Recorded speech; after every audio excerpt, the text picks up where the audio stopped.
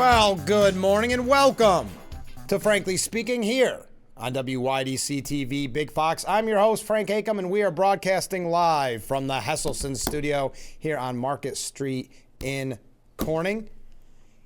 It is a very busy show this morning, and look at this. You can tell, well, normally you'd be saying summer's in the air, and as it's nearly June, but spring kind of in the air, as so many people are out on the street already this morning. We are starting the program with 6 waves. This could be a big day of waves.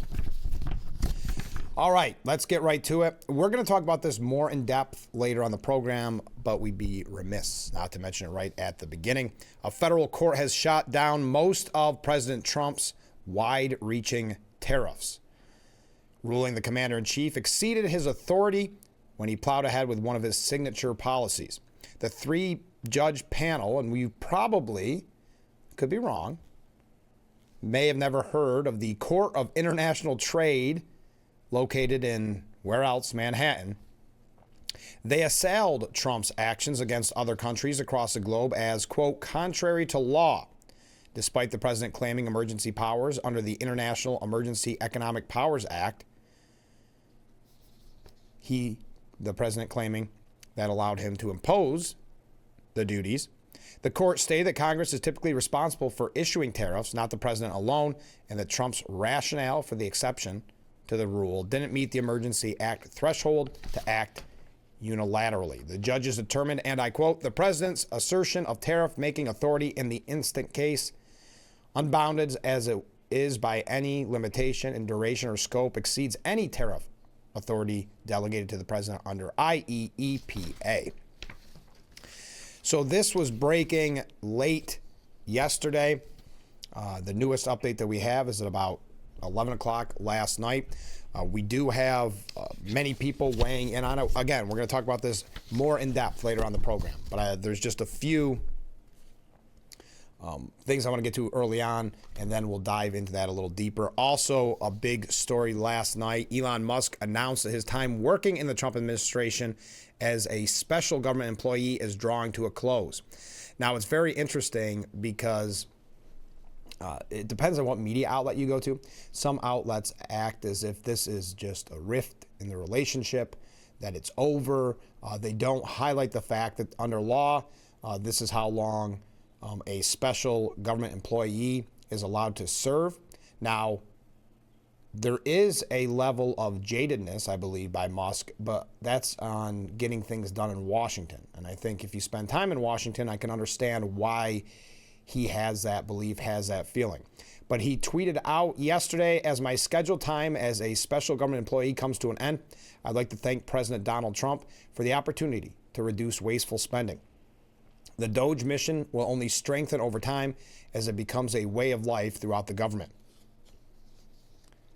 Now, this is after the New York Times reported that Musk is operating with some distance from Trump with alleged White House officials, claiming that Musk is on good terms with the president, though he is, and I quote, disillusioned with Washington and frustrated with the obstacles he encountered as he upended the federal bureaucracy. And you can understand his frustration. I believe President Trump experienced that frustration in his first term and has worked in ways to kind of play through, for lack of a better word, that disillusionment, that frustration. So we're going to be talking about that as well. Those are two of the big breaking stories this morning. You can weigh in at any time. You don't have to wait for me to talk about it more in depth. We just have so many updates that are so important to get to. Just as kind of a catch-up from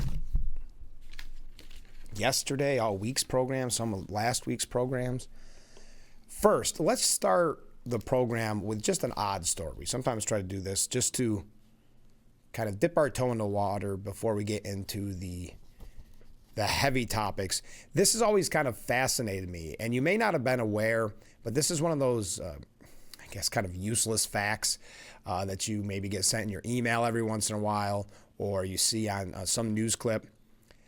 But until he passed away just the other day, the 10th President of the United States, John Tyler's grandson, yes, just grandson, not great-great-great-grandson, not great-great-grandson, but grandson of the 10th President of the United States, has passed away at the age of 96, 180 years after his grandfather was last in the White House.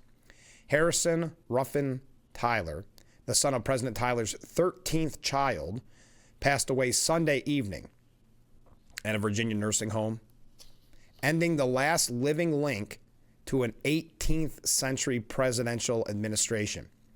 When he was born on November the 9th, 1928, his father, Lyon Gardner Tyler, was 75 years old.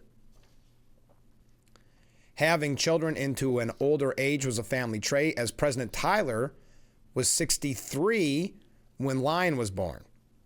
President Tyler would go on to have 2 more children before he passed away in 1862 at the age of 71. I just found that fascinating. So the grandson of the 10th U.S. President, John Tyler, who left the White House 180 years ago, passing away at the age of 96. Okay, on a positive note, and then to an odd, we're just starting off a little oddball, because I know we're going to be talking about tariffs. I know we're going to be talking about a court that most of us had never heard of, the Court of International Trade. And we're going to be talking more about Elon Musk. But a new poll has come out, and I think this is good news. Great news. And one of the things we talked about when we first kicked off this program was the lack of community involvement, people losing faith in religion, people losing faith, obviously, in political entities. Well, here we are, just 2 years later, and maybe we fixed it. No, we didn't fix it, but we're still trying. After 60 years of devastating cultural losses, Christianity in America is making a comeback.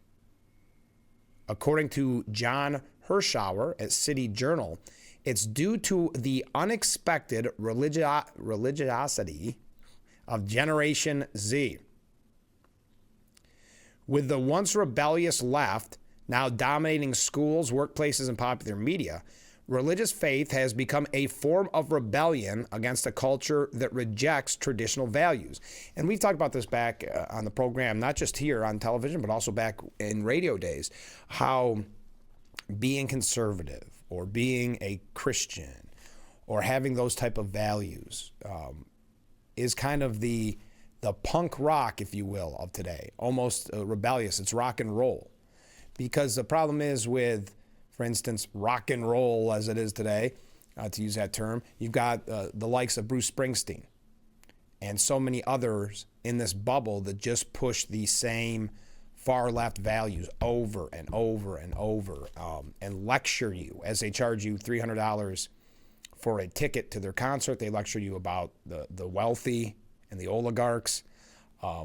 And so if you really want to be rebellious, if you really want to be rock and roll, if you really want to be punk rock, you have to be a conservative. You have to have these Christian values, and that's what we're seeing because the left and that woke culture has dominated the education system. So these kids have been growing up with it since essentially the cradle, and they're rebelling. They're rebelling and saying they want to go towards the traditional values, not run away from them. 63%, according to Pew, of Americans now identify as Christian, up from a low of 60% back in 2022. And that's due in part to Generation Z. Quote, attend an Orthodox or traditional Catholic Mass in any major American city, and you'll likely see young men in suits and even women in veils, worshiping much as their great-grandparents did.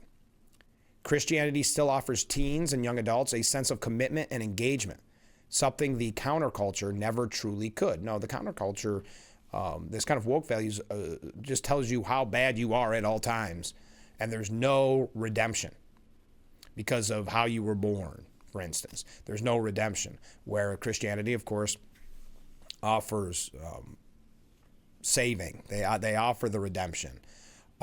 They offer an ultimate goal. So I just thought that was an important way to start off the program, something a little bit different, but we don't always have a lot of positive on the program, though we try. I thought that was a refreshing piece from the City Journal. But then to show you that it's not all is well.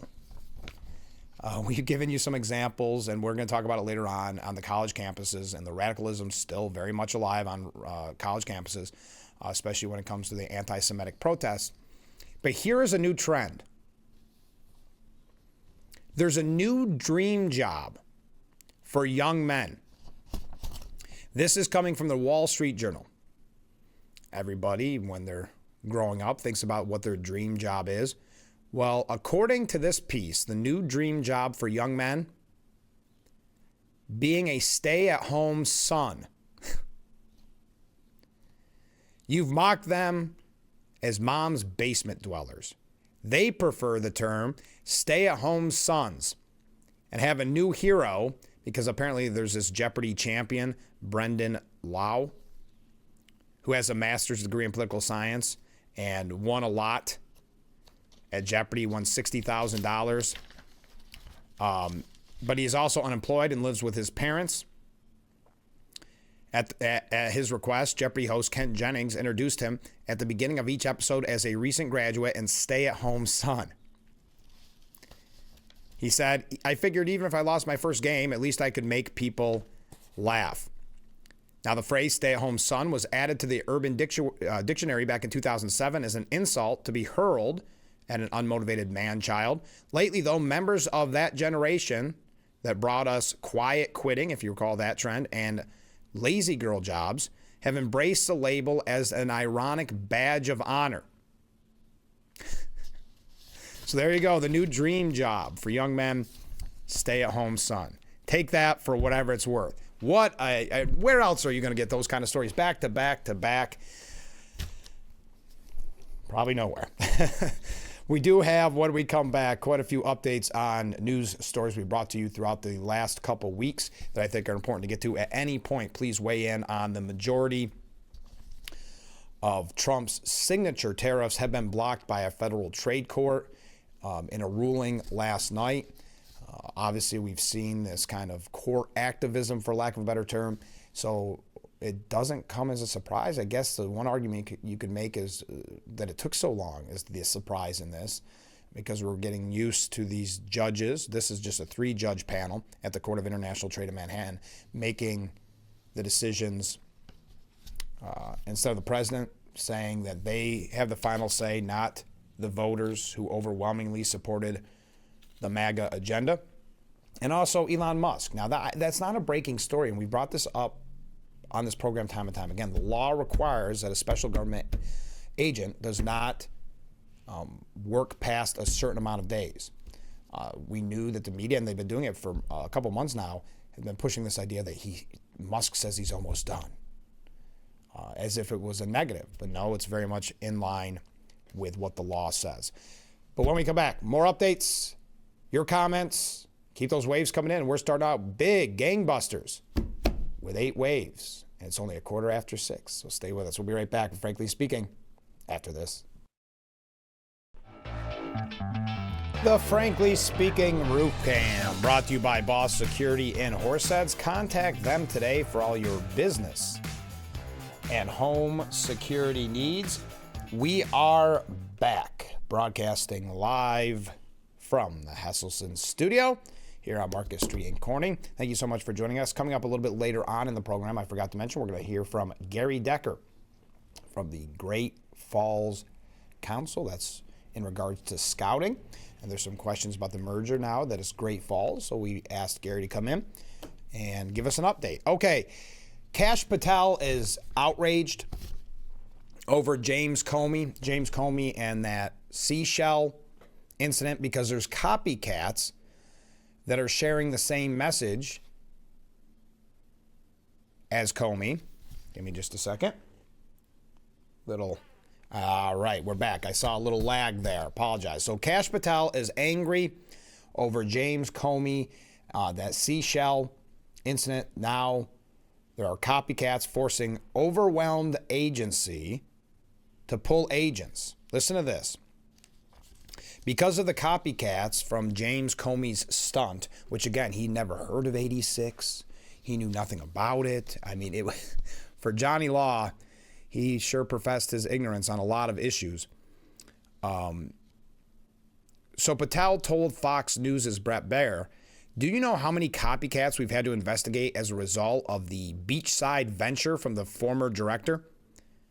He indicated that the uptick in potential threats against President Trump since Comey's May 15th post has been so substantial that the FBI has had to redirect significant resources, including agents focused on child sex crimes and drug trafficking, just to investigate them. And this was also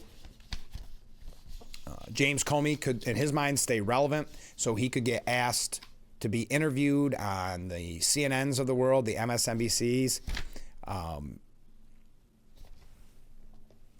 He said, do you know how many agents have had to take offline from chasing down child sex predators, fentanyl traffickers, terrorists? Because everywhere across the country, people are popping up on social media and think that a threat to the life of the President of the United States is a joke.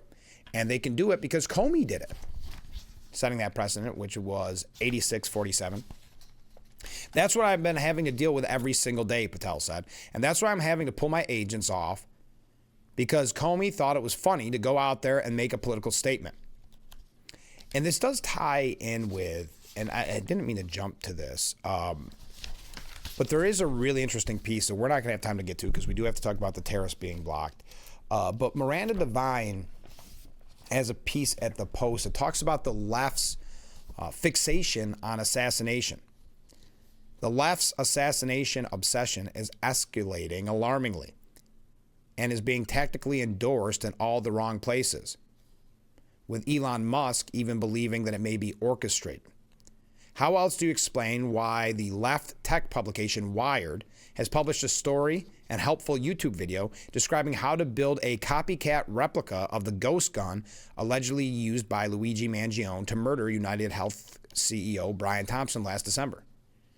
Yes, they actually had basically a how-to tutorial to make an exact clone, as they termed it, of Mangione's Glock-style handgun. YouTube let the video stay up on their platform despite a policy strictly prohibiting content showing how to make firearms, ammunition, or gun accessories. And this comes a week after Israeli D.C. embassy employees Yaron Lishinsky and Sarah Lynn Milgram were assassinated by an unhinged leftist in Washington, D.C. Don't tell us this is an oversight by YouTube when it cracks down on gun enthusiasts for far less explicit content. After 2 assassination attempts on Donald Trump during the 2024 election campaign, when Mangione became a cult heartthrob, Musk had to travel with up to 20 armed bodyguards, and even former FBI Director James Comey flirts with assassination memes, we begin to see where this is heading. Popular culture, social media, and political and media figures on the left have reacted to their political marginalization since Trump's election by fantasizing out loud about assassination or making coded references to their dark desires. And we're not going to talk about this weird fascination with Mangione, even going as far as some calling him a sex symbol. Left-wing journalist Taylor Lorenz, formerly of the Washington Post and the New York Times, personified the Luigi fangirl last month when she gushed that the accused killer seemed morally good and handsome.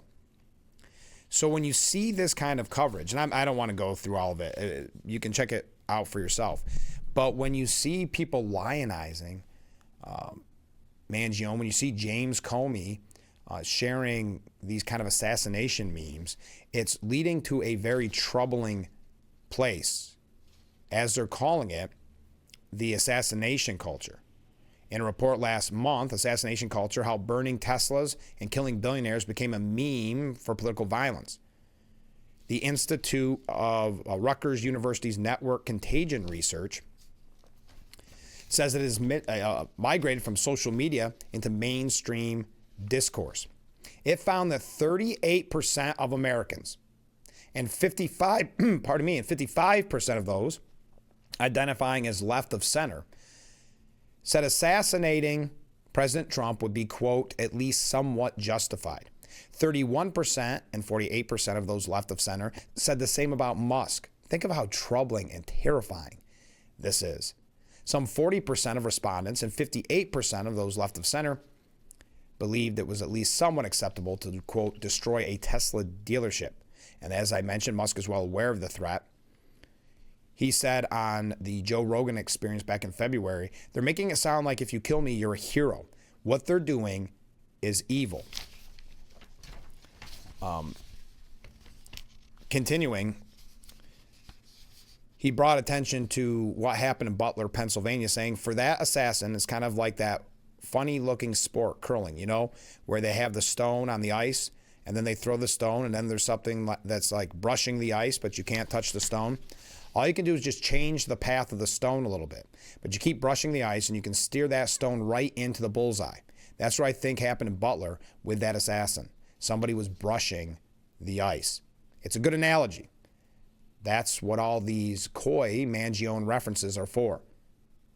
They're just brushing the ice. I thought that was a terrifying but poignant statement by not just Elon Musk, but also by Miranda Devine there, showing you how troubling this kind of rhetoric has become. And we point to James Comey, but there's also politicians using violent rhetoric, and it's creating a very unsafe scenario. And I don't like to talk about all doom and gloom here, but it's something that you have to keep in mind as this just grows and grows and even migrates off of social media to everyday conversations. Okay, other updates when we come back. As I mentioned at the top of the hour, I'd love to hear your thoughts on that the Court of International Trade in Manhattan has blocked a majority of Trump's signature tariffs. Now, the Trump administration has said they plan to appeal, so this will most likely ultimately be in the hands of the Supreme Court at some point. And these are pretty much all the tariffs that took effect on Liberation Day. Also, Musk's time is coming to an end as a special government employee. That is no surprise. That is the law, time frame wise, but the media is making quite a large deal out of it, suggesting there's some type of rift maybe. I know he was critical of the big, beautiful bill. But again, the timing on this is no surprise. It's not as if he was quitting in the dead of the night because he was outraged. This was the time frame by law that he had as a special government employee. But again, love to hear your thoughts. Keep your waves, keep your comments coming in. We're just getting warmed up here on Frankly Speaking. Stay with us. We'll be right back. We thank our friends at Boss Security in Horseheads. Contact them today for all your business and home security needs. We are back, broadcasting live from the Hesselson studio. You'll understand why in just a second I said Box Security instead of Boss Security, because we've got some comments coming in. Good morning, Frank. Well, good morning, Mark. Mark writes, beatboxing nuns have hit the stage. I saw that. If you're not sure what Mark is referencing there is, I guess you would call it a now viral video of nuns actually beatboxing, rapping. I caught just a small clip of it, but I appreciate you bringing it to our attention. Comment from another viewer, just a good morning. Well, hey, good morning. And then Ken writes in. Hey, Ken. Ken says, it's interesting that we had a hollow core of a president who had no idea what was going on. And we had unelected bureaucrats and aides running the country. Yes, the auto pen, we're learning a lot more about that. There were almost no activist judges on either side of the aisle stopping the Democrats' agenda. Now that we have a president that is more than engaged in securing the borders, removing criminals, bringing jobs back, cutting drug costs, eliminating billions of dollars in waste and fraud, making the world trade fairly with us, getting hostages released, actively trying to stop the wars in Ukraine and Israel. Just to mention a few of the many things he is trying to do for the American people, we now have activist judges coming out of the woodwork to stop him. And makes one wonder, could it be that correcting the downward path of America is not helpful to the financial wealth of our politicians and the people behind the scenes that are pulling their strings? That's a great point, Ken, and there's so much you could dissect in what you had to say there. Number one, yeah, if you want to talk about coming out of the woodwork, before today, how many people were overly familiar with a three-judge panel at the Court of International Trade in Manhattan that has now blocked Trump's signature tariffs, the Liberation Day tariffs? Also, to your point, that we're learning more and more. There's actually a piece, and I can't remember in my show prep today where I saw it, where there's really no doubt at this point that Biden did not know about some of the climate change laws that were signed under his name but used as AutoPen. The AutoPen signed it. He wasn't familiar with those climate change initiatives. That was a piece that I kind of stumbled upon today. But yes, there's definitely people behind the scenes that don't, especially when you look at DOGE, did not want the cleaning up of the system, of rooting out waste, fraud, and corruption, because people are making money off of that waste, fraud, and corruption. And just like anybody who wants to continue to make wealth or to keep a job, they are going to fight tooth and nail against the agenda to pull that waste, fraud, and corruption back. So you raise a great point, Ken. A couple of quick updates. Brown University has, I'm sorry. We're going to talk about some university things here in a moment. Also, I've got a New York State, just one New York State update that is going to outrage many of you. Fair warning, full disclosure, disclaimer, all of that and more. But before that, Brown University, remember this kid that looked at his tuition and said, what am I paying all this money for? So he sent out a bunch of emails to faculty, staff, employees at Brown University, and it was very Doge-esque. It was Musk. Basically, what did you do this week? And of course, the powers that be, that live in an academic bubble, that are surrounded by yes people making a lot of money, they cannot be questioned. But now, after quite a battle, Brown University has cleared student Alex Shih, as well as the board of the Brown Spectator, of allegations that they violated Brown University's name, licensing, and trademark policies. Yes, they were really grasping for straws to go after this young man, to try to destroy him in some way, because they did not like their, I guess, malfeasance being called out, their waste, fraud, and corruption. Let's just use that term. Elite academia is in crisis because of a refusal to accommodate ordinary Americans and an unaccountable class of bureaucrats who treat universities as corporate brands rather than institutions of learning, she told Fox. I think we need to rethink what it means to be elite. Today, elite schools are elitist.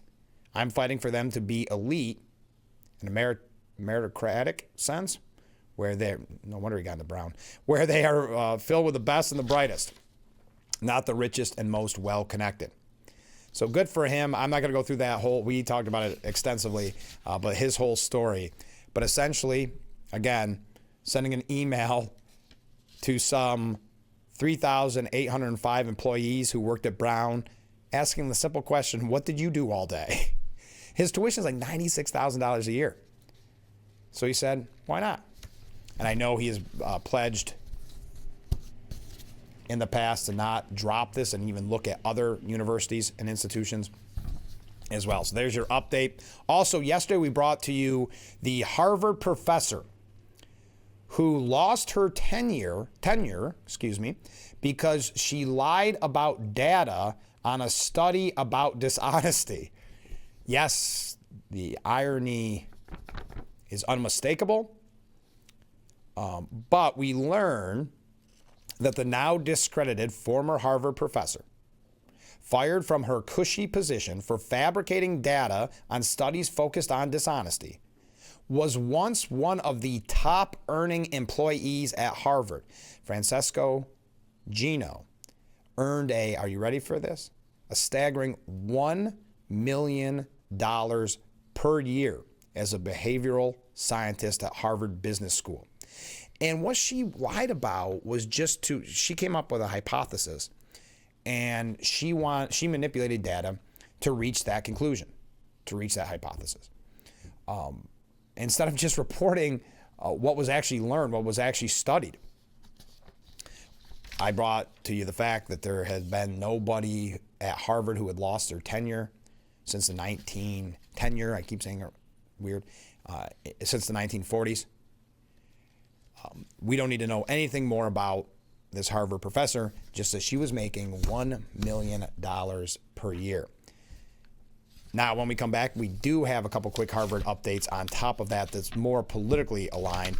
And then that ties in with what locally and statewide SUNY schools, how they're responding to the Trump administration. Then only about 4 or 5 updates before we get back into talking about tariffs, because again, the majority of Trump's signature tariffs have been blocked by a federal trade court in the sweeping ruling. Trump's administration said that they will appeal this, so ultimately it will be going to the Supreme Court. Okay, stay with us. See some comments coming in, some waves. We're hitting huge numbers of waves this morning, so stay with us. We'll be right back with Frankly Speaking here on WYDC TV, Big Fox.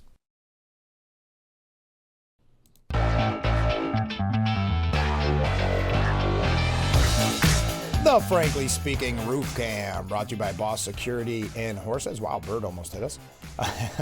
Contact Boss Security in Horseheads today for all your business and home security needs. And we are back, broadcasting live from the Hesselson studio. And let me just say, everybody's in a good mood, or at least in a friendly mood this morning. How about this for a comment? We'll go through viewer comments right now. Good morning, Frank. Have a wonderful day. Well, thank you. Good morning. I hope you have a wonderful day as well. That's very nice of you. Comment from, oh, wow, we got a lot of comments coming in. Okay, comment from a different viewer. Good morning. Well, good morning. 1 million divided by 52 equals a couple $100,000, over $19,000. How is a behavioral psychologist worth anywhere near that weekly salary? Well, clearly she wasn't specifically, but I would agree. What are you doing for the betterment of society, or at least the betterment of your university, to earn nearly $20,000 a week? Great question. Yeah, great question. Comment from a different viewer. If I had said that I was going to kill someone, I would be in trouble. So what is going to happen to the 8647, I'm sorry, but idiots? You used a different term, but I appreciate it, but I'm going to say idiots. I hope you don't mind my poetic license there. I wonder if he will be held accountable if anything happens to our president. And that's James Comey, but also the copycats. That's what Kash Patel was complaining about, because there's other people that think it's funny because, let's face it, James Comey did it. I can do it. Now, I don't think it was clever to begin with. And when Comey almost acted as if it was brilliant political commentary or something, remember, what was the term that he used that kind of made me cringe in a way? I hate that term. That he thought it was funny that the person must have been very artistic that did it. He had all these, I gotta say, and I'm not just being mean, James Comey has a really weird personality. And I just wonder if he wasn't liked as a kid that much, wasn't that popular, because he really, really wants to be liked by the Washington elite class of media people, those on the left. He really loves getting interviewed on MSNBC, but when you hear him talk, his lack of personality and lack of charm is just startling. Just awkward, maybe, would be even a better word. So yes, thank you for your comment. Comment from a different viewer. Colleges and universities receive twice as much money from the Fed than K through 12. Should be the other way around. But we have to reteach remedial math and English. Yeah, at these elite institutions. That's a very good point. All right, last comment in this section, but please keep them coming in. Yeah, I like this one. This one made me laugh out loud when I read it, but here we go. Good morning, Frank. Well, good morning. James Comey could make the shell thing go away if he'd write in the sand, frankly speaking, 6 to 8 on Fox. Let's hope that he does the right thing. I hope he does the right thing as well. Thank you for that. Very funny. Made me laugh this morning. Okay, everybody's in a good mood. I am too. Harvard President Alan Garber, who may start seeing the writing on the wall that they bit off a little bit more than they can chew. As a matter of fact, Trump, to also take poetic license with what Trump said, they're getting their butts kicked in this fight with the federal government. Harvard's got to behave themselves, he said yesterday. Harvard is treating our country with great disrespect, and all they're doing is getting in deeper and deeper and deeper. Trump added that he is looking out for Harvard and wants to see the university restored to greatness. How could it be great when you have Harvard announcing 2 weeks ago that they're going to teach remedial mathematics, to that viewer's point? Remedial, meaning they're going to teach low-grade mathematics, like 2 plus 2 is 4. How did these people get into Harvard if they can't do basic mathematics? How did they do it? Harvard has to understand the last thing I want to do is hurt them. They're hurting themselves. They're fighting. Columbia has been really, and they are very, very bad, what they've done, very anti-Semitic and lots of other things. But they're working with us to find a solution. And, they're taking off that hot seat. But Harvard wants to fight. They want to show how smart they are. And they're getting their butts kicked. He did not use that exact term. But yes, they think it's better for their brand. They actually think fighting the president and standing up for this anti-Semitism on college campuses and not standing up for the Jewish community on their college campuses is better for their brand, better for their, I guess for lack of a better term, legacy. But the Harvard President Alan Garber now admitting that lack of conservative views on his campus is a problem. Where would you give an interview to talk about this to prove that you aren't far left? Well, NPR. Right on brand. It tracks. Garber addressed the issue in a wide-ranging interview with NPR. When asked about the Trump administration's decision to freeze billions in federal grants due in part to anti-Semitism on campus, he said, "In my view, the federal government is saying that we need to address anti-Semitism in particular. But it has raised other issues and includes claims that we lack viewpoint diversity." He went on to say the elite school has been very clear of late that they do believe they have issues, particularly surrounding free speech. We think it's a real problem if, particularly a research university's students don't feel free to speak their mind, when faculty feel that they have to think twice before they talk about the subject that they're teaching. That's a real problem that we need to address. And it's particularly concerning when people have views that they think are unpopular. And the administration and others have said conservatives are too few on campus and their views are not welcome. Insofar as that's true, that's a problem we really need to address.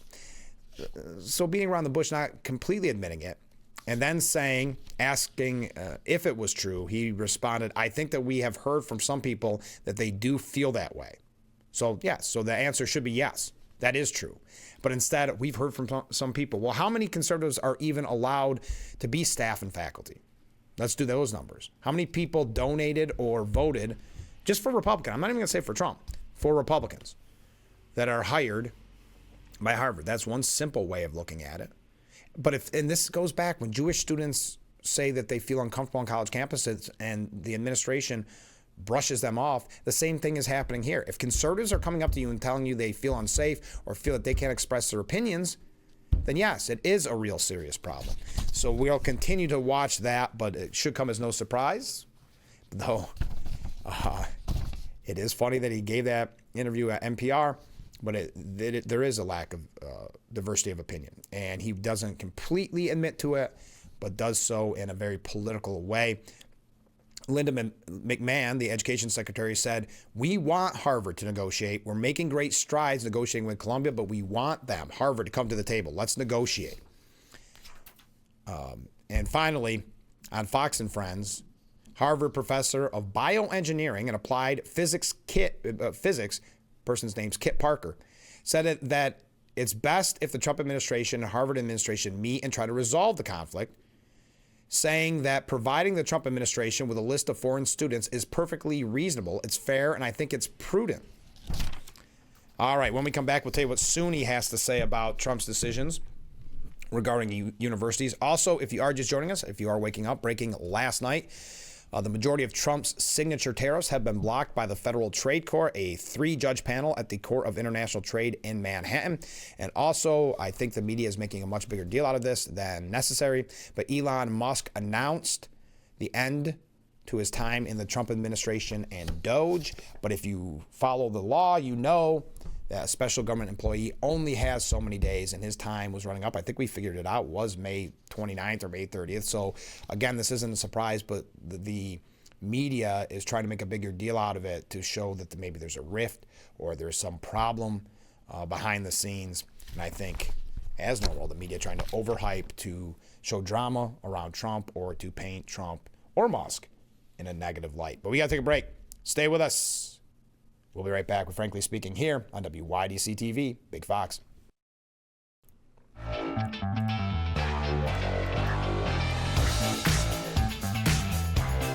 Our beautiful view of historic Marcus Street in the Gaffer District, brought to you by Boss Security in Horseheads. Contact them today for all your business and home security needs. We are back, broadcasting live and proudly from the Hesselson's studio.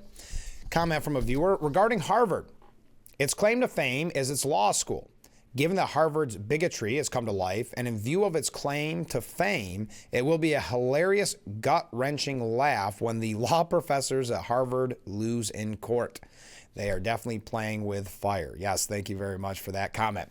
How is SUNY here in New York State responding to the Trump administration? Well, City and State New York interviewed SUNY Chancellor John King. And he said, "I'm most concerned and distressed that they," meaning the Trump administration, "seem to be walking away from the idea that education is a national imperative. And I think that's a huge mistake for our economy and our national security. The two areas that are most potentially harmful to SUNY are the approach to research and their approach to the federal financial aid system. In terms, and I don't want to go into the specifics of that. That's where he finds those to be the biggest issue. But they asked, last year, with Gaza protests going on across the country, there was some high-profile SUNY campus encampments. How do you, as chancellor, balance a commitment to freedom of speech while also making sure people feel comfortable on campus?" He said, "Well, for us, we are 100% committed to campus environments that are safe and supportive, campus environments that are free from harassment and discrimination, and we are also committed to higher education being a place where there is robust debate about ideas." What is so unique about Trump and really brilliant about Trump is that he got this conversation started. Because before Trump, there was no commitment to robust debate about ideas. But now many of these college campuses, these college administrators, I should say, are concerned because there is, even if the Harvard president's admitting it, there is a lack of diverse viewpoints. So this has got the conversation going. It's got some running. Hold on real quick. It's got, hold on. It's got some, got a little lag this morning. Sorry, it happened a couple times. But what I was saying was, Trump is brilliant on this because he's got the conversation going. And making Harvard, the president there, announce, even though it was wishy-washy, that there was a lack of diversity when it comes to viewpoints. He's got the conversation going because, again, before Trump started highlighting this, would you have heard the chancellor of SUNY come right out and say they want to support a place where there's robust debate about ideas? Because that conversation wasn't happening during the Biden administration. It wasn't happening before. It was among conservative circles and conservative organizations, but not in the mainstream media. Now it is being made clear that these colleges support robust debate. I don't believe they actually do, but with the window dressing, they're at least saying they are. Continuing with what the SUNY chancellor had to say, the way we accomplish both of those objectives is to have clear content-neutral time, place, and manner restrictions. So you have the opportunity to protest, but you can't yell through a megaphone in front of your classmate's dorm window. You know, you have the right to communicate your views, even if they are views with which I strongly disagree, but you don't have the right to block your classmate's path to the library. And you know, we have enforced these content-neutral time, place, and manner restrictions. Why is everything in academia so, I don't know, content neutral time, place, and manner restrictions? That's what you label it? Anyway, we've also done training for all SUNY faculty and staff on Title 6, the Civil Rights Protection Act discriminate against discrimination and harassment. Our board recently adopted a policy to name a Title VI coordinator on every campus, and we will also require leaders of student organizations and students who work in resident life positions to do Title VI training starting this fall. So we've really leaned into civil rights enforcement while continuing to protect the First Amendment and civil discourse. I'd also say we've been very clear that we condemn the horrific Hamas terrorist attack of October 7th, and we will have no tolerance for anti-Semitism on campus. All right, we got to take a short break. I see a lot of comments. Oh, a lot of waves coming in. We're getting big waves this morning. Appreciate it. Stay with us. We'll be right back. Wrapping up our number one. Stay with us. Thank you to Boss Security for our beautiful view.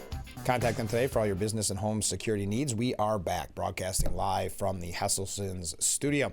Let's wrap up our number one with some viewer comments.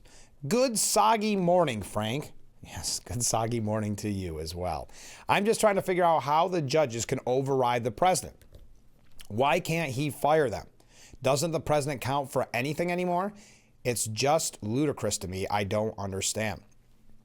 I think many of us are grappling with trying to understand it. Why? And this, in a different way, this happened during the Trump's first term, where we said we finally won one. And he's in there. And what happened? Not only did the media, the Democrats, and sadly, many Republicans at that time work against him to stop that agenda. And it was very frustrating. And they created these fake scandals and, Russia, all that. This time, and this is why I would say kind of just sit back and relax, because I believe confidently that Trump went into this term prepared for this, had 4 years to kind of study what he had done the 4 years before and be prepared.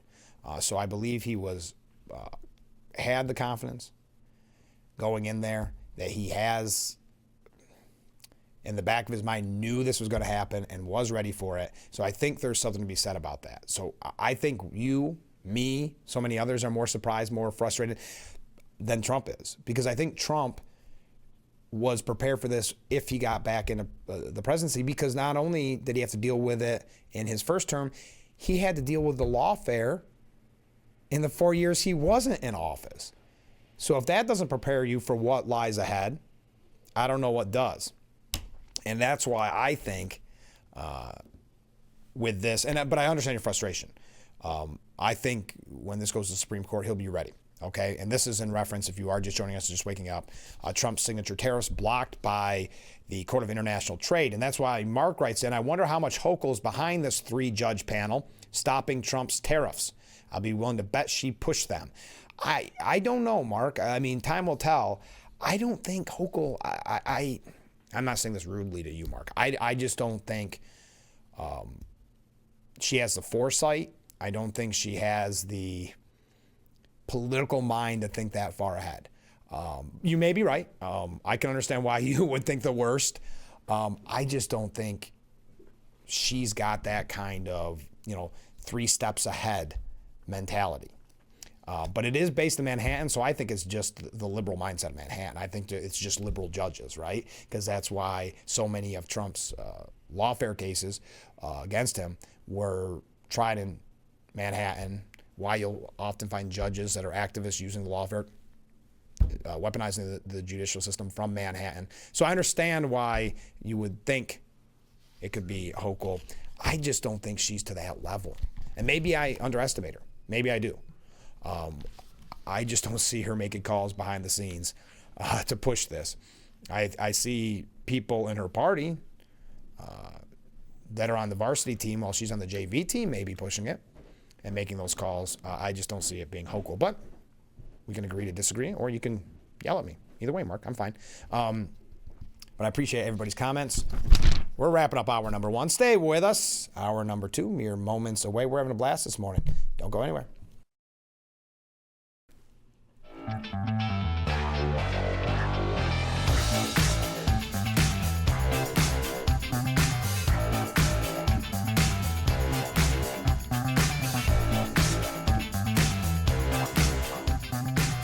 Hour number 2 of Frankly Speaking here on WYDC TV Big Fox. I'm your host, Frank Acom. We are broadcasting live from the Hesselson studio here on Marcus Street in Corning. In just a few moments, we're going to hear from Gary Decker with the Great Falls Council, so don't miss out on that. That's about 10, 15 minutes here. Also this morning, we've been talking about, if you are just joining us or just waking up, the Court of International Trade in Manhattan, a 3-judge panel, has decided they know better than the American people and what they voted for, what the agenda is, and has blocked Trump's signature tariffs, the tariffs that went into effect on Liberation Day. We're going to talk about that in just a second. And the other big story of the day, though it should not come as a surprise, and I know it doesn't to anybody that watches Frankly Speaking because we highlighted it, that Elon Musk's time in Doge and the Trump administration is coming to an end because, by law, the time has run up to be a special government employee. Let's go to some viewer comments. One viewer writes in, one way to help curb the illegal bigotry on college campuses is to print and broadcast the names and addresses of the bigots in order to mark and shame them for what they really are. If you recall, they did do that in the early days of the encampments, but one of the problems is, and I understand, it's if you can track them down, because that's why they've been so supportive of wearing the face masks, or what, supportive is not the right word, but why they've wanted to wear the face masks, because they don't want to be seen. And that's why I've said on this program, or they don't want to be known because they don't want this to happen. But that's why I've said so often on this program, that's why I think a lot of these degrees, even for those that are innocent, that did not protest, did not get involved in anti-Semitic protests, maybe abhor anti-Semitism, but it will negatively affect them, like it'll affect other graduates of Columbia, for instance. We'll use Columbia. Because when they go to that employer, say, hey, I just graduated. Here's my degree. I did great. I did great at Columbia. Well, the employer is looking at it and saying, I don't know. What if 5 years from now, even, it comes out that, oh, they found that photo of you at an anti-Semitic protest? They're not going to do the research. They're not going to want to scour the internet and social media. So it's very easy to push that aside for a candidate from a school that wasn't so known for anti-Semitism. So there is something to that effect. All right, comment from a different viewer. I don't like that I'm so down on teachers, but I do admit I've lost respect for the most part. Where are the teachers? Why aren't they speaking out? They can't all be following this nonsense like lemmings. Where are they even locally, other than at the congressman's office protesting? Don't any of them have the fortitude to stand up for themselves, let alone the students they claim to care about? I realize groupthink is taken over their minds like a cancer, but do they all fall in line? It's hard for me to believe that they are all of the same mindset. But if I'm wrong, it really is game over. That's a really interesting question, because we've talked in the past about, for instance, students on college campuses. They're not 100% liberal. So let's say you're in a class and you're a conservative. You know that if you write a report, an essay, give a speech, whatever the project may be that shows support for conservative values, you're not only going to be ostracized by your friends and not invited to that keg party or whatever the case may be, but unfortunately the grown-ups in the room, the professors, could very much go after you, could very much,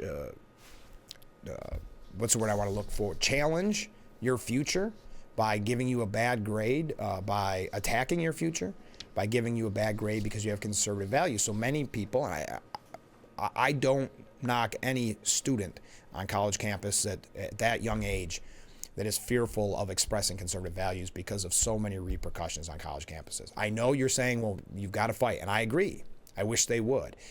But at the same time, that is a tough battle. That's how far left the universities have become. And remember, the grown-ups in the room, that would negatively affect their futures by giving them poor grades, kind of blacklisting them for certain events, certain opportunities. So I think that could be a little bit what's happening with some teachers. Because no, not all teachers 100% can be liberal, but you're getting a paycheck, you're doing your job. Do you really want the unnecessary drama of saying you support Trump or saying you support conservative values. But a lot of it probably, too, is you've got to figure they've been in academia literally their whole life, right? From kindergarten all the way through college and then getting right back into it on the other side, being a professor, whatever level you're talking about, or a teacher in K through 12. So it could be all they know as well.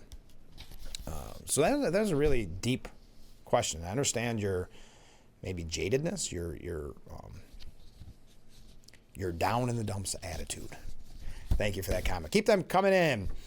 So, as we said, the majority of Trump's signature tariffs have been blocked by a federal trade court. And I'm not going to read all their comments and what they had to say. It's a 3-panel judge that decided they know the agenda, I guess, that the American people really want, not the one that was overwhelmingly supported in the November election. These are the Liberation Day duties on April 12th. Now we know there was different levels. I don't want to read all of that. That gets a little wonky. But Deputy Chief of Staff for Policy Stephen Miller tweeted out yesterday, the judicial coup is out of control. And I like that term because it is, we've used lawfare in the past, but it is kind of a judicial coup where you have on so many different levels these judges that, again, are saying that they're more powerful than the President of the United States or have more say in policy than the President of the United States. So I think that's a really good way. And Stephen Miller has a way with words on things, doesn't he? The judicial coup is out of control.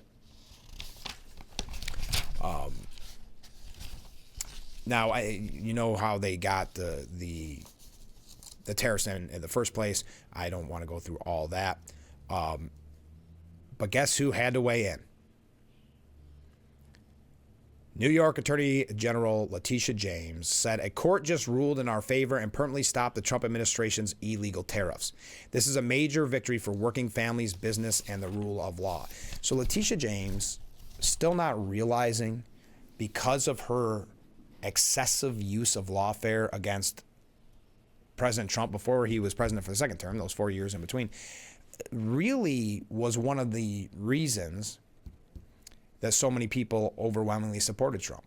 We had, and I know it's anecdotal, but we had that one instance of, was it Randy Quaid, the actor, saying that, I might not even like Trump, but I don't like some attorney general or some judge tell me who I can and cannot vote for, or using the judicial system against a candidate. Because let's face it, a lesser man would not have been able to stand that. Someone that didn't have Trump's money or his, we'll say, confidence, wouldn't have been able to handle, first of all, the first 4 years of his presidency, let alone the lawfare used in the 4 years off, because it would destroy most people. Let me ask you this. If you don't agree, do you think Romney could have handled this? But don't think for a moment this isn't the precedent that's been started, that this is what they'll use, especially if it works, that they'll continue to use this on all future Republican candidates and presidents. Now, Amy Klobuchar was on MSNBC, senator, former presidential candidate. She was asked by Lawrence O'Donnell, Trump-hating Lawrence O'Donnell, I know this is a big night for Minnesota with Canada as your biggest trading partner next door. You were up in Canada last week. You have a whole new discussion now to be had with Canada. None of Donald Trump's tariffs apply anymore. Klobuchar said, we do, and I will say, number one, you and I have been nerding out on this over and over again, explaining how this is unconstitutional. Now you have these 3 judges and how rich it is that 2 of them are Republican appointees. Why is that rich anymore? That just seems to be commonplace, even at the Supreme Court level in some instances. I mean, to say rich is apparently not paying attention. One by Donald Trump and one by Ronald Reagan. Yes, they still exist. And they have unanimously, as you noted, struck this down. And basically, they've said the president isn't king. Congress has authority over tariffs, even though Congress has delegated some of this. The president has been using a law that doesn't even mention tariffs. I think when you think about us, our country, we fought a war of independence, Lawrence, to get out of having a king set tariffs against us like Boston Tea Party world. And so here he has come in thinking he can do this when the Constitution says in Article 1, Section 8, the Congress shall have power to lay and collect taxes, duty, imposts, and excises. So that's what this is about. So he's not a king. David Axelrod had a take on this, and I'd like to hear your opinion on that take. He said, Trump loves tariffs. We know that he thinks it's a cure for all of America's problems. It will, raise revenues. It will bring jobs flowing back here, manufacturing jobs. It will restore American respect and balance and all this. But, in a weird way, in the short run, I think it creates a lot of havoc because everyone's trying to figure out when this in the long run, it could have saved him from himself. Okay, and this got cut off in some way. What he's saying is this could save him from himself because these tariffs are bad economic policy and these tariffs could raise costs on Americans. So knowing what Axelrod is insinuating is that Trump wouldn't back down from this because that's not in Trump's nature. So maybe this judge protected him. These judges protected him from himself is the argument he's making. David Axelrod, worked in the Obama administration, just giving you all sides and trying to get all perspectives so I can hear your opinion on it. But they're already starting to, and so if the result of this is he's stymied in doing something that's going to raise costs for people, it may be a black eye, but it may also be a break for him. Your thoughts on that. But we got to take a short break. Then we've got one more segment before we hear from Gary Decker. I see a lot of comments coming in, so keep them coming in. I'll read them when we come back. Stay with us. The Frankly Speaking Roof Cam, brought to you by Boss Security in Horseheads. Contact them today for all your business and home security needs. We have so many comments coming in as we broadcast live from the Hesselson studio. I'm just trying to put them all together. I am not skipping anybody. I just may not have a chance to put them in the form, but I will get to them later on in the program. So let's get to as many as we can. Mark writes in, I'll respond by saying Trump and Hochul are basically at war. So why wouldn't she support this 3-judge panel in Manhattan? Oh, I agree, Mark. I'm sure she wholeheartedly supports it. I just don't think she has the political power to urge this panel to come to this decision. So maybe I misunderstood what you were saying, but no, she of course wholeheartedly would support it. I'm sure. Maybe she's released a statement on it. I just don't think she thinks 3 moves ahead to kind of start that into motion. That's all. Ken writes in, I agree with you that Hochul herself didn't take the initiative to push the judges to block Trump's tariffs, but I would believe that her handlers directed her push the judges. Oh, yeah, that her handlers helped push the judges. Yes, and many of these power brokers behind the scenes that we don't even know about. Hochul is just a mouthpiece for the behind-the-scenes Democrat handlers, just like Biden was. Yeah, so at a higher level, I agree, Ken, and that's kind of what I'm saying too, Mark, is that it's not Hochul. She's not the kingmaker. She's not the power broker. I think there were people pushing these judges in that direction that also push these same people push Hochul and some of the decisions she makes. But I think at the end of the day, Hochul doesn't have that kind of foresight. Comment from a different viewer. I would extend the term coup to include Democrat congressmen and senators. Good point. That's in reference to Stephen Miller saying that basically this is the continuation of a judicial coup where the judges are saying they have more power than the president of the United States.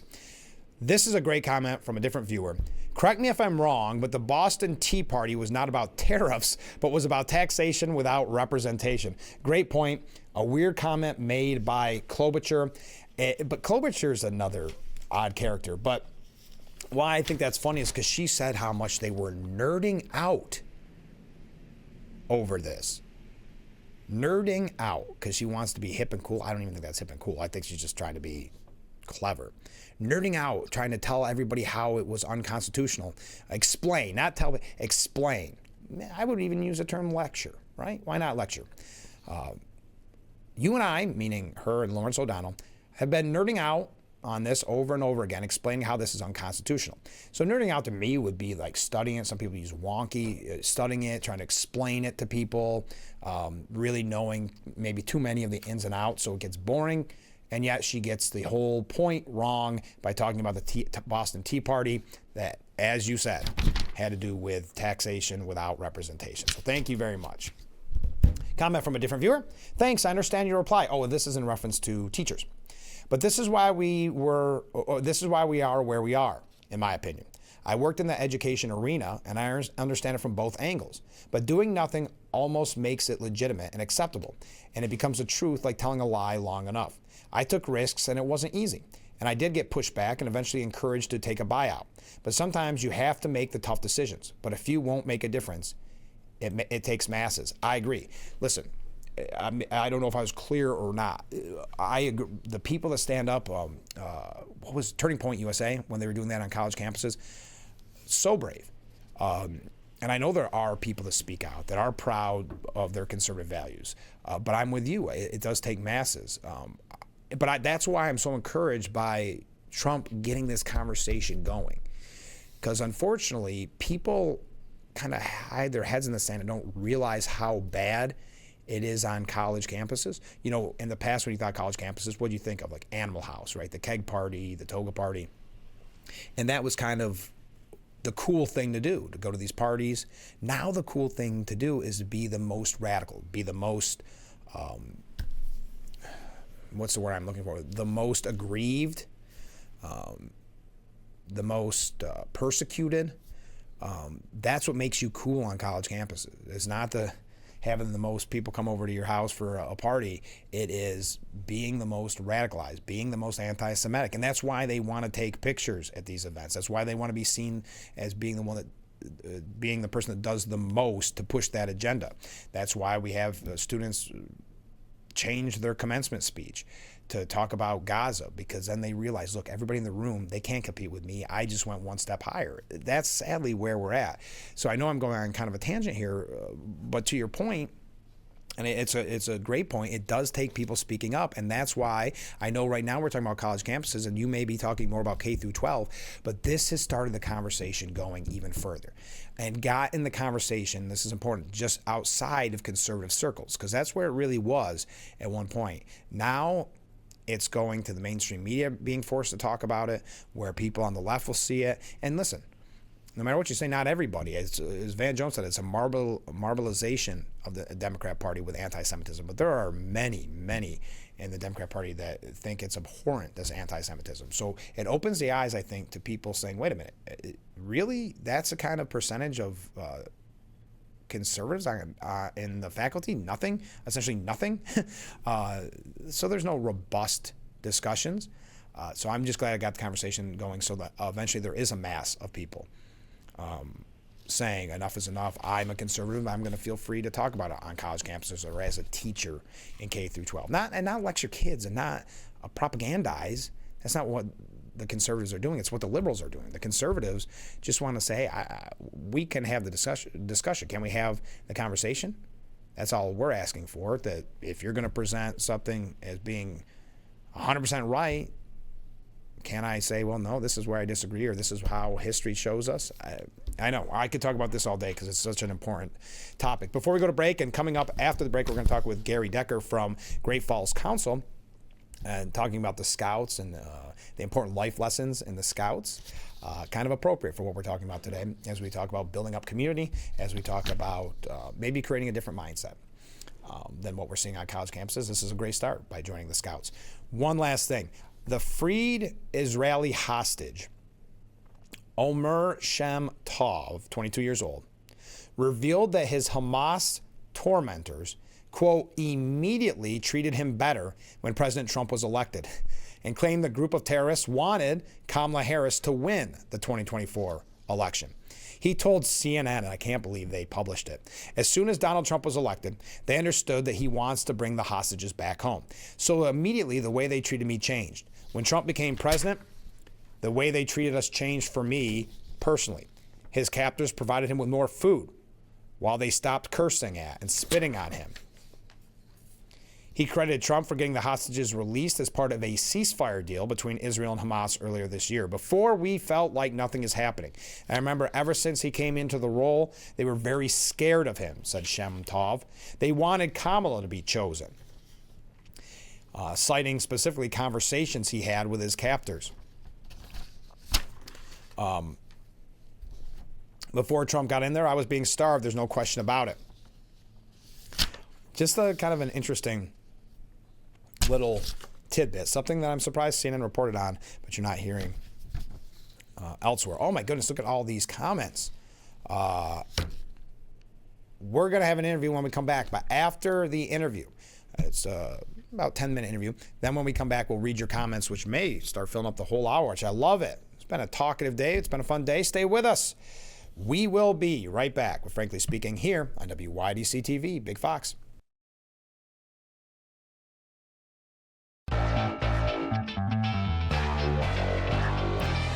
The Frankly Speaking Roof Cam brought to you by Boss Security in Horseheads. Contact Boss Security today for all your business and home security needs.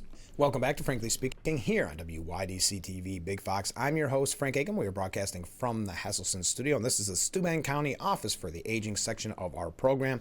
Steuben County Office for the Aging, committed to maximizing quality of life, safety, and independence. Joining us in the Heselson studio, Gary, this is your first time on the show. It is. Thanks for having me. Well, thank you for your debut. I appreciate it. I'm excited to be here. I'm sure you get this question all the time. Explain to us what the Great Falls Council is, what the merger was. Let's start from the bare minimum. Absolutely.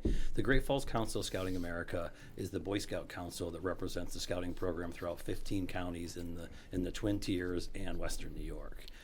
It provides the scouting program Cub Scouts, Scouts BSA, Exploring, Venturing, Sea Scouts throughout that area to more than 5,500 young people. Wow. And more than 2,000 volunteers throughout that area. So the merger happened in November 1st of 2024. Okay. It brought together the predecessor council, the Five Rivers Council, which was down here based in Elmira for 40, 50 years. I was going to say for as long as anybody remembers. A long time, yes, absolutely. And I previously actually served in that council. A great experience and wonderful scouting program down here. It brought together the Five Rivers Council and the Western New York Scout Council, which is based in Buffalo and also services kids in the Batavia area. Okay. And it was brought together to really expand and increase the scouting program opportunities for our kids. That was our number one goal. How do we provide a stronger and better program for our youth members? Yeah.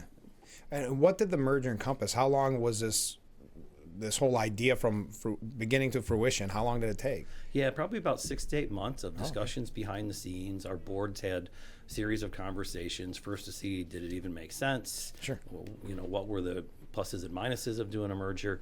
Then formal merger study committees were formed.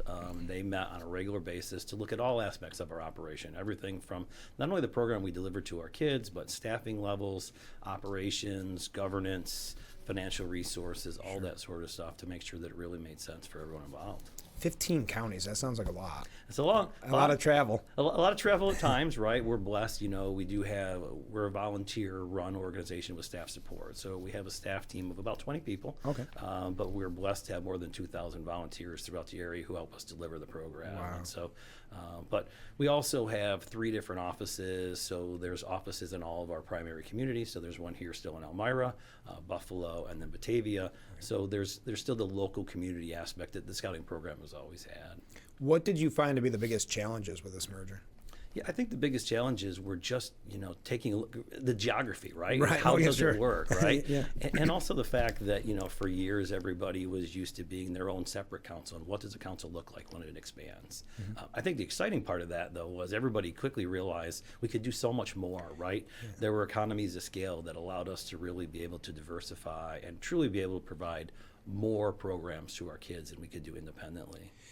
What would you say, other than that you kind of just alluded to, what have been some of the positives as this has unfolded? Yeah, from day one, I truly believe we provided more and better programs for our kids. There were just more opportunities for them. We also, like many organizations in a post-merger environment, we're struggling to have enough volunteers in all of our different committees and to support those programs. Mm-hmm. And all of a sudden, committees that were only 1 or 2 people were doubled or tripled in size, right? And so it gave us the opportunity to expand those and just have more resources available. Financially, it certainly helped as well. It put the council on a stronger financial footing than it was coming out of the COVID environment, which is challenging for most youth development organizations. Oh, sure. When you look back at the process, and I'm sure as we kind of joke, people have so many questions, how have you been able to get the word out about it, the merger, and maybe kind of, for lack of a better word, ease people's minds so they know exactly what it is?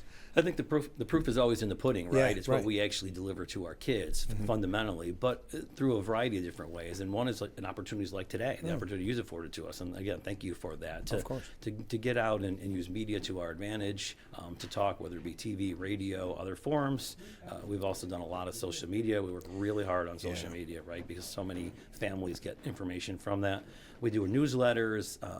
We try to move our events around really so we can, because we recognize kind of coming in the middle for 15 counties is not easy. Yeah, right. But we've worked really hard on it. I would say it's a work in progress Sure. as we continue to try to do more and more. And that's a great way to lead into one of my future questions, but I'll ask it right now. What do you think the future holds for the Great Falls Council? Yeah, I think we're just really starting to hit our stride, really trying to hit our rhythm now, right? The first 6-8 months, you're getting to know each other. You're figuring out the back office stuff, the stuff that's no fun. Right? Right. Now we're getting the stuff that's cool. You know, we have our first ever council-wide camporee scheduled for October. Oh, wow. We're excited about that. We hope to have more than 1,000 scouts all together for one camping event for a That's weekend. impressive. Should be a lot of fun. You know, I think you're going to see more and more as we share resources and we share knowledge. I think you're going to see our camp programs really elevate and become even stronger. And I just think our overall operations will get better, and I think we'll see more and more kids join the program. I think like anything else, people are still, like, to your point, getting out of COVID, getting back in that mindset that you can actually do stuff and not just stay in your pajamas all day. Though we all miss that to an extent. But you mentioned the camp, so nothing's changed essentially with the camps other than grown? Yeah, so we're blessed to have 3 amazing camps. Camp Gorton, which is the traditional of camp course. down here in Five Rivers Council on Juanita Lake, continues to be one of our strong summer camp programs. We have Camp Scout Haven, which is over in Western New York, another large summer camp operation for us. And we have a smaller camp, Camp Sam Wood, which is just outside of Letchworth. Okay. And one of the cool things now is our kids can go to any of those programs, not only for summer camp experiences, but also for year-round, whether it be winter camping or other time of the year experiences. And each one of them has some unique aspects that really, so if a scout says, well, I've gone to that camp for 3 years, Mom, Dad, I want to go somewhere else. Great, we have opportunities for them. So That's great. And I like the idea of expanding and just essentially growing. absolutely. What has your history been with the Scouts? Yeah, I'm blessed. I had the opportunity to grow up in scouting. I grew up in the Cortland area. I was a Cub Scout, a Boy Scout. I am an Eagle Scout. Congratulations. Thank you. I appreciate that. I worked on camp staff when I was in grad school, and I didn't actually start working for the Boy Scouts until I'd done some other employment job opportunities for a few years. And then about 20 years ago, I actually went to work for the Boy Scout Council based in Binghamton at the time, and I worked there for a number of years. And I went on and worked in Rochester, and then I had the great pleasure to serve here in the Five Rivers Council as CEO and Scout Executive from 2016 to 2020. And left and went to Buffalo. And then for me, it was really the opportunity to come home and by joining together 2 amazing scouting families of the Five Rivers Council and at that time the Western New York Scout Council. And so, What drew you back into the Scouts? you know, I had an amazing experience as a child. It was so incredible, and I never thought that I would do it. And I got back involved because my oldest son got involved in the program. I became a volunteer at the time, and like we joke, it's only an hour a week, right? Yeah, Which it never is. Never right? is. Never is at all. But when you fall in love with the program, and quite honestly, I saw what scouting provided to my oldest son, the difference that it made in his life. And then when an opening came up at the council in Binghamton at the time, they called me and said, we'd like to have you come on board. I said to my wife, well, I'll go do this for 2 or 3 years and we'll see what happens. Yeah. And 20 years later, here I am, right? Not a bad problem to have. Not a bad Isn't problem. it funny how that works though It is. sometimes? And Started I've as a been- volunteer. I've been blessed. I've Yeah. been blessed. It's an amazing organization. We work with such amazing, incredible young people who need our program, I think, now more than ever. Yeah, I would agree. And that's why we talk on this program a lot about community, because there is a kind of a lack of community spirit in some instances. And I don't think anything exemplifies community better than the Scouts.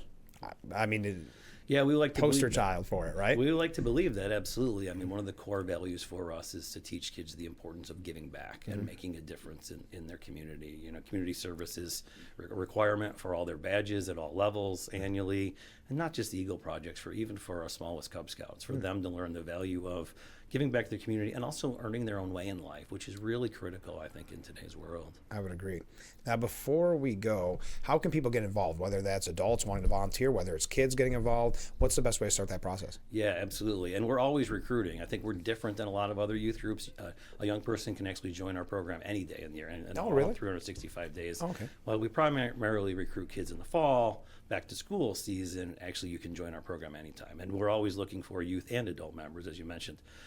The best ways to do it, we have over 330 units in every single one of our communities throughout our 15 counties. Wow. So the likelihood is that there's a scout troop in or pack in your area. Best way to do it is to go to one of two websites, either beascout.org website, which on that site you literally go in and you type in your zip code and identifies all the units in your local area within proximity to you. You can also go to our council website, which is gfcscouting.org, to find information there on how to join the program, if you're interested in our camps, if you're interested in supporting in any other way. Well, that's great. Well, thanks for giving us so much time this morning. And also, best of luck with all the camps and all the fun of the merger as it unfolds. Absolutely. Thanks so much, Frank. And please come on out and visit us. I will. We'd love to have you. I'd love to. All right. That'd be great. Well, thanks again. All right. We'll be right back with Frankly Speaking. Stay with us. The Frankly Speaking Roof Cam brought to you by Boss Security and Horseheads. Contact them today for all your business and home security needs. I wonder if we got a nest being built up there. That's twice a bird almost flew into the Frankly Speaking Roof Cam. Welcome back as we broadcast live from the Hesselson studio. The big topic this morning, one of many big topics, the Court of International Trade in Manhattan blocking the majority of Trump's signature tariffs. Let's go to some viewer comments. And again, thank you to our guest, Gary Decker from the Great Falls Council, for clarifying that merger. Okay. Trump makes deals to save American steel industry partnership with the Nippon. Keeps promise to America. Biden was walking away. That's a good point. Thank you for bringing that to our attention. I actually meant to mention that on yesterday's show, and we ran out of time. Comment from a different viewer. Lack of tariffs is a major reason so many jobs went overseas. Corning Inc. was a perfect example. Thank you. Comment from a different viewer. I agree with your comment on professors. There's also the money. Some people are happy to maintain the status quo to pad their pockets. Yeah, don't think for a moment. Look at that lady. Now, this is not political, but the lady that lost her tenure at Harvard, but because she fabricated numbers, ironically, on a study on dishonesty, she was getting $1 million a year. So wouldn't it be very easy to go along for some people? When you think about kind of the lust for money, that it would be very easy for some people to go along with whatever the political belief of the majority is, just to keep that paycheck rolling in. Great point. Comment from a different viewer. Just say it, Frank. Hochul is not that bright of a bulb or not the sharpest knife in the drawer. I agree. I'm just saying she's not does not have the political prowess to push the judges, in my opinion, to make that decision against Trump and the tariffs. But I appreciate your words. Comment from one more viewer here before we move along. It seems that there are an unlimited number of judges running the country. It sure does, doesn't it? If it's all about who has the most judges, there needs to be fairness. Maybe the judge count should be determined by the Electoral College. Trump would have 86 more judges. Election results are meaningless without fairness. The problem with that is if we do it like the Electoral College, that means that everything about Trump will be tried in California or New York, like it already is in New York, for instance. But I'm not sure if that's exactly what you mean, if it's broken up in that way. But I appreciate your point, because you're exactly right. Election results are meaningless without fairness. Yes. Okay, I got to mention this. We're going to stick with the kind of the national scene for a moment. But wait till you hear this at the New York State level. 700 cows. Now, where am I going with this? 700 cows. That's the cattle threshold farms can hit before they need to apply for a large-scale, quote, concentrated animal feeding operation, or a CAFO permit. A bill introduced by Assemblywoman Linda Rosenthal of Manhattan, who clearly knows about farming, and Senator Jabray Brisport of Brooklyn, would bar the state from doling out any more of the concentrated animal feeding operations. Again, from Brooklyn and Manhattan. saying that apparently farms should not be allowed to have more than 700 cows. This is what is happening in Albany right now. In a statement given to WWNY7 News, Rosenthal claims the move would benefit the environment and small businesses. So you have an assemblywoman from Manhattan, Linda Rosenthal, and Senator Jabri Brisport of Brooklyn deciding what farmers should and should not do with their land. That decision's already been made in Albany when it comes to fracking. But now an industry that's trying to stay alive, telling them that they can have no more than 700 cows because of the environment and somehow small businesses. Jefferson County Agricultural Coordinator Jay Madison says they haven't done their research. They've never been on dairy farms. How dare they try to regulate something they know nothing about? One of Madison's major gripes is the notion that the bill would benefit family farms. A number of family-run North Country dairy farms already exceed 700 cows, and while the bill wouldn't take any cows away, Madison says it would clip the wings of up-and-coming dairy operations. Quote, even though we may think they're really big by Jefferson County standards, in the grand scheme of things, those are small businesses and very critical to the communities. Madison doesn't just disagree with these two lawmakers, he believes he can prove them wrong. If they really want to know what they're doing, I invite them to Jefferson County. I'll bring them to dairy farms. I'll tour them. Let's embrace the moo and bring them here so they can learn about dairy and all the good things that it does for our communities. The bill was introduced in March, so it remains to be seen if it's getting any motion in the state legislature. The way Albany works, I would not be surprised if it did gain some motion. So no longer issuing permits for farms to have more than 700 cows. That would be the threshold, because that is the brilliance of Albany and specifically well-known farming experts from Manhattan and Brooklyn. I had to bring that to you when I saw it on Empire Report this morning. I know it's completely different than what we've been talking about this morning, but something to highlight on the program. Oh, by the way, a couple quick things about the Democrats. We've been talking about them trying to get their sea legs after the historic landslide loss in November. Everyone wanting to be the face of the resistance. Many people believe, according to a poll recently, the overwhelming majority of Democrats believe that AOC is the face of the party. We know that Cory Booker wants that position so bad. And he had a filibuster. And I think it's very, I think this filibuster was actually really important because I think it shows what the Democrat Party is going through, because he talked for 25 hours and 5 minutes with absolutely no results. So a lot of hot air, a lot of bluster with absolutely no results. If that's not the Democratic Party in a nutshell right now, I don't know what is. But just to show you his want for fame and want for to be the face of the resistance, he's going to try to cash in on his record-setting filibuster with a new book called Stand. Okay? Is that a book that you will read? A new book, I guess, highlighting his record-setting filibuster called Stand, which, by the way, is a great song by Sly and the Family Stone. But St. Martin's Publishing Group confirmed on Wednesday that the book will hit shelves this November and will be a follow-up to his anti-Trump filibuster speech, which went for 25 hours and broke the record set by Senator Strom Thurmond. The book is about the virtues vital to our success as a nation, and a lesson we can draw from generations of Americans who fought for them. Now is not the time to surrender to cynicism or abandon our most noble ideas. Now is the time to defiantly declare, like our ancestors before us, I too stand for America. So it's trying to capitalize on a speech that at the end of the day accomplished nothing other than, I guess, to get him a book deal. Coming out in November. And some of the weird things he said during that filibuster. Anyway, remember he talked about the Bills being the only real New York team and things like that. But benefiting off of his filibuster, I guess Booker's office previously confirmed the senator prepared 1,164 pages of material for his filibuster speech.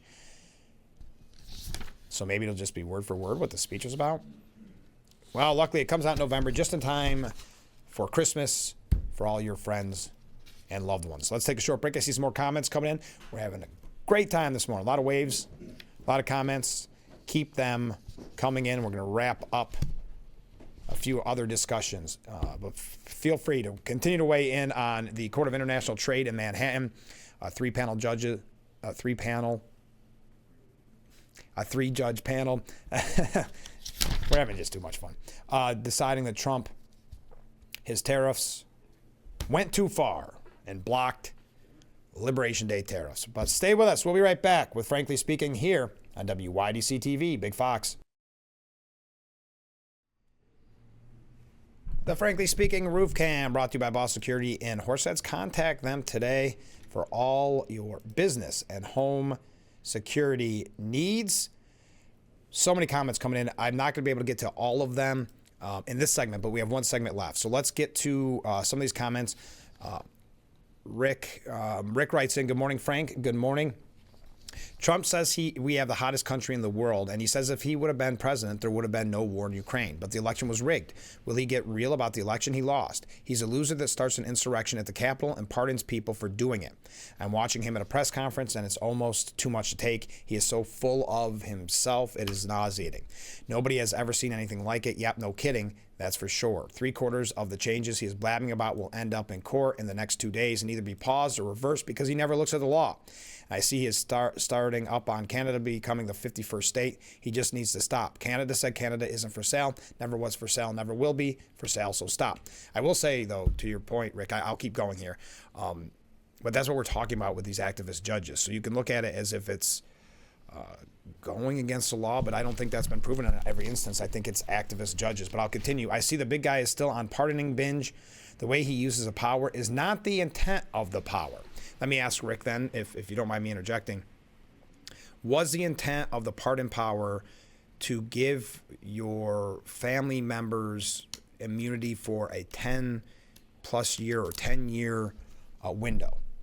Was that the original intent, or did Joe Biden set the precedent that now, and remember there was a lot of Democrats at the time that were very upset about the precedent that Biden set, but that has now created this scenario that you are now denouncing, if you will.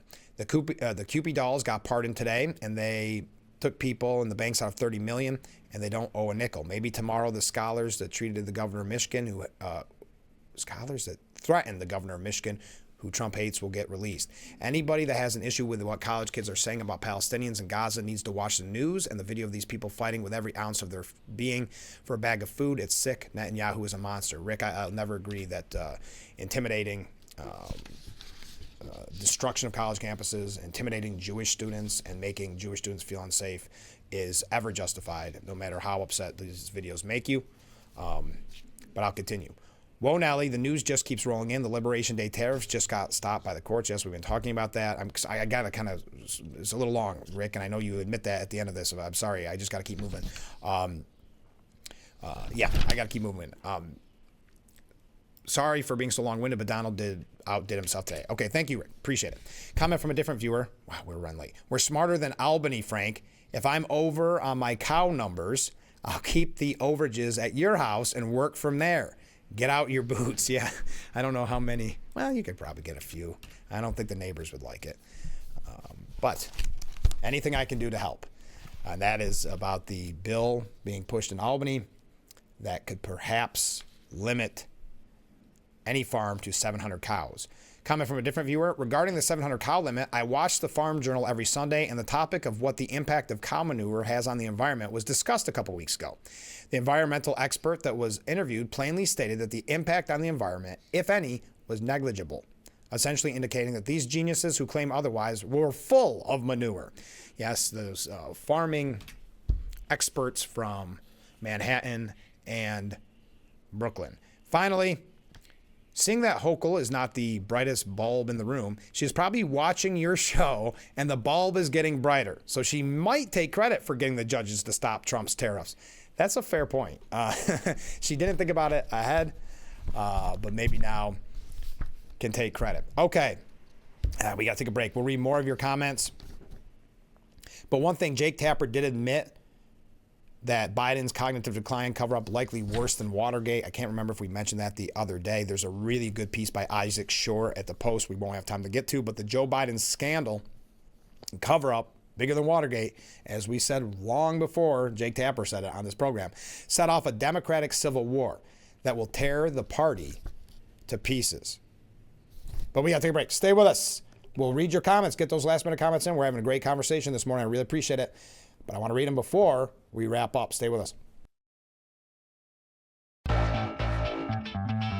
The Frankly Speaking Roof Cam brought to you by Boss Security in Horseheads. Contact them today for all your business and home security needs. We are back broadcasting live from the Hesselson studio. Last couple comments before we move along and wrap up today's edition. As President Trump is beginning to bring global trade partners to the negotiation table, the courts and Democrats are attempting to throw a monkey wrench in the process. In 2024, Biden used executive action to raise tariffs on Chinese products coming into the U.S., and the courts did not get involved. The Democrats did not complain. If trade deals begin to fall apart, it will be the fault of Democrats and the courts for getting involved in a process that they should not be involved in. Democrats will do everything they can to try to sabotage anything President Trump is doing, not because they don't want better trade deals, but because they cannot allow President Trump to have any type of victory or success. And you raise a very good point. We saw that back in his first term. That's why they will try to sabotage peace talks between Ukraine and Russia, negotiations throughout the Arab world, and these trade deals. Their hate for Donald Trump is greater than their love of country. If you didn't complain about Biden's tariff increases or you didn't know about them, then your concern over Trump's is manufactured and fake. We will make America great again, whether the Democrats like it or not. All right. As we wrap up today's show, a couple of quick things we should probably get to. We've been talking about Trump's tariffs being blocked all morning long. And finally, no, we had a bunch to get to. But it does not look like we'll be able to get to all of them. But one of the issues we talked about with the big, beautiful bill, that there is an article that recently came out at the Wall Street Journal saying Democrats are proclaiming that the budget bill's modest Medicaid reforms are deadly, but the bill would improve health care by expanding private insurance options, which provide better access and health outcomes than Medicaid. Medicaid recipients have less access to doctors than Americans with private insurance because of low government reimbursement rates. Plus, most states farm out their Medicaid programs to managed care organizations which lack a market incentive to improve provider networks or deliver health care more efficiently. So just to give you an update on that. MS-13 gang members, child sex offenders, among the 40 illegal migrants busted as feds raided Nantucket, Martha's Vineyard. That does it for today's edition of Frankly Speaking. Thank you for all the comments. What a great conversation we had this morning. I do also want to thank Gary Decker from the Great Falls Council for being our guest. Join us tomorrow and every weekday morning at 6 a.m. for Frankly Speaking, only on WYDC TV. Big Fox, we'll see you tomorrow morning, bright and early. Look forward to it already.